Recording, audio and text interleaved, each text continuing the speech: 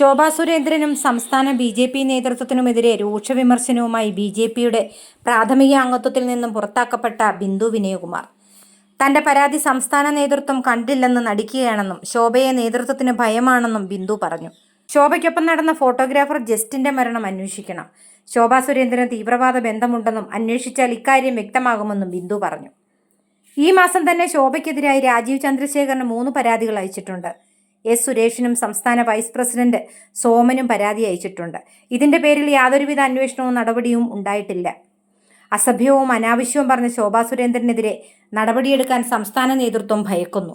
ശോഭയുടെ തീവ്രവാദ ബന്ധം നേതൃത്വത്തിന് അറിയാം. ശോഭയോടൊപ്പം സമരപന്തലിലുണ്ടായിരുന്ന ഫോട്ടോഗ്രാഫർക്ക് എന്ത് സംഭവിച്ചു? അദ്ദേഹത്തിന്റെ ദുരൂഹമരണം അന്വേഷിക്കണമെന്നുമാണ് ബിന്ദു പറഞ്ഞത്. വോട്ടിന് പണം കൊടുക്കുന്നത് ശോഭയുടെ സ്ഥിരം പ്രവണതയാണ്. താൻ മറ്റൊരു പാർട്ടിയിൽ പോകില്ലെന്നും ബി.ജെ.പിക്കാരായി തുടരുമെന്നും ബിന്ദു വിനയകുമാർ പറഞ്ഞു. ശോഭാ സുരേന്ദ്രന്റെ ഓഡിയോ സന്ദേശമടക്കം പുറത്തുവിട്ട് പരാതി നൽകിയ ബിന്ദു വിനയകുമാറിനെ പാർട്ടിയുടെ പ്രാഥമിക അംഗത്വത്തിൽ നിന്ന് സസ്പെൻഡ് ചെയ്തിരുന്നു. ആലപ്പുഴ നോർത്ത് ജില്ലാ വൈസ് പ്രസിഡന്റായ ബിന്ദുവിനെതിരെ തുടർച്ചയായ അച്ചടക്ക ലംഘനങ്ങളുടെ പേരിലാണ് നടപടിയെന്നാണ് വിശദീകരണം.